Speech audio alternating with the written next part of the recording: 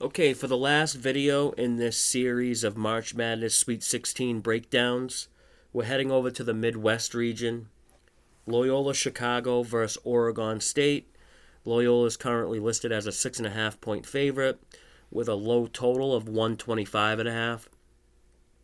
Very interesting matchup here. You got two teams that get it done without having, elite athletes. I don't know what's more impressive, really. Loyola beating Illinois or this recent run by Oregon State. Oregon State's a team that the preseason polls had finishing 12th in the Pac-12 standings. They go and win 3 games in 3 days, knocking off UCLA, Oregon, and Colorado in the conference tournament. Then they come into the NCAA tournament, knock off Tennessee and Oklahoma State. And, this Oregon State team hasn't been a favorite in over 2 months. They burnt me really good in the opening round game against Tennessee. Tennessee was one of my bigger bets in the tournament so far. I just thought they were a complete mismatch and Tennessee would roll, but Tennessee was a complete no-show, unprepared, and that's not to take anything away from Oregon State or anything either, but by the time Tennessee snapped out of it, it was just too late. Oregon State was in a groove, their confidence was high, and then they go on and beat Oklahoma State, who, they looked like they didn't even want to be in that tournament. I really think that kid Cade Cunningham cost himself some big bucks with how he looked in those first 2 games in the tournament. Completely uninterested. He was kind of moping around, just bad attitude, and not a good look with a lot of eyes on you. Loyola played flawless against Illinois. Illinois helped them out a bit by not playing their best, but I honestly don't think it would have made a difference, even if Illinois played to their averages. That's how good this Loyola team really is. I mean, Illinois didn't even make a run in this game. It was just completely one-sided. Loyola plays such good, fundamentally sound basketball. They don't make any mistakes. Real high IQ team, and their head coach Porter Moser. He's a great game planner. He's able to switch up game plans for each opponent in each game, which may not sound like a big deal, but a lot of these teams don't have that luxury to run completely different types of offenses and defensive sets each game. You need your team to have the smarts to do it, and while Loyola Chicago's not going to beat you with superior athleticism, they're going to scheme and game plan their way throughout a game.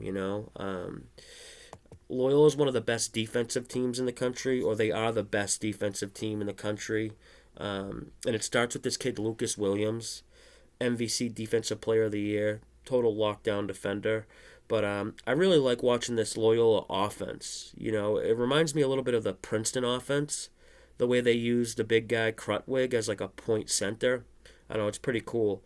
Now, I had trouble making a number for this game, and I don't have a solid number for it. I mean, I came up with Loyola -8, but that's more heavily weighted on the entire season and not the conference tournament games or, the 2 recent games they played in this March Madness tournament.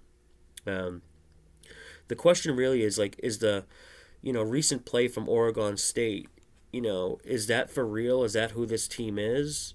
Or is that a fluke? Why was Oregon State so bad this regular season? They have some real ugly losses, and, even the 2 tournament games, I feel like their opponents not being prepared had more to do with it than, Oregon State being some superior team, but I'm buying Oregon State in this one and taking the points. TBN members know I already got down at +7 and posted it earlier this week in the Discord community. I just think the lack of size for Loyola catches up to them. Oregon State's been the smaller team in their first 2 tournament games, and now they'll be the bigger team. Oregon State's one of the better free throw shooting teams left in the tournament. They're hitting 77%. I really like that. When betting a dog, +6.5 or +7, I just think is a little too much. And Loyola advances here, I think. But I see a close, hard-fought game. Let's shoot over to the Syracuse Houston game. This is another interesting game here. We got Houston listed as a 6-point favorite with a total of 140.5. Every year around this time, I look back at the opening rounds of this tournament, and everything just seems so obvious. I'm like, why didn't I think that? of course, Cuse would make the Sweet 16. Boheim always gets his team to the Sweet 16, and teams still can't figure out how to beat the zone, and San Diego State just looked clueless against it. And West Virginia, they should have a clue how to beat that zone. They just weren't making shots early, and that one was really surprising. West Virginia's a team that gave the Zags a scare.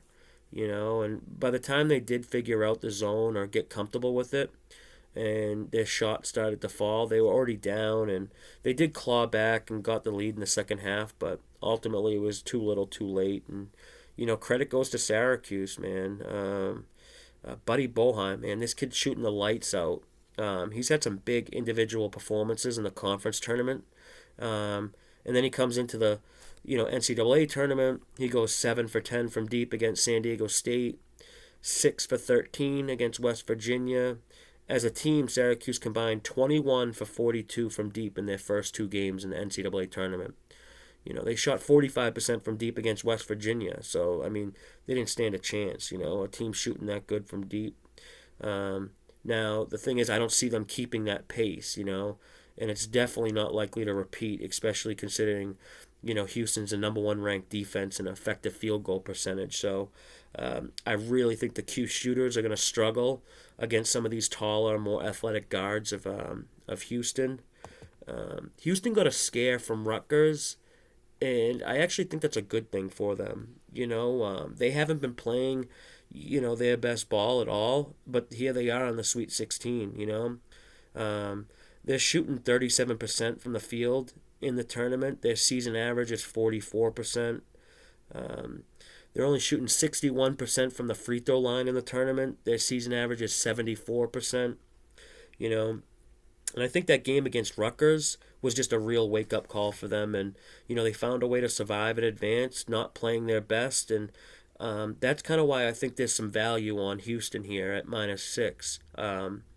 If they blew through their first 2 games and looked great, this line could easily be 8 or 9. But, they still have to solve the zone, the Syracuse zone that gives teams fits, They have a week to get ready. This team's just so athletic. I don't see how Buddy Boheim's going to get shots off, over these athletic guards. If you take him out of the game offensively, Cuse is going to really struggle to score. And I think Houston kills them on the glass. They'll win the turnover battle. I make Houston around a 7.5 point favorite. So with the line currently sitting at 6, I'm likely going to be betting on Houston here.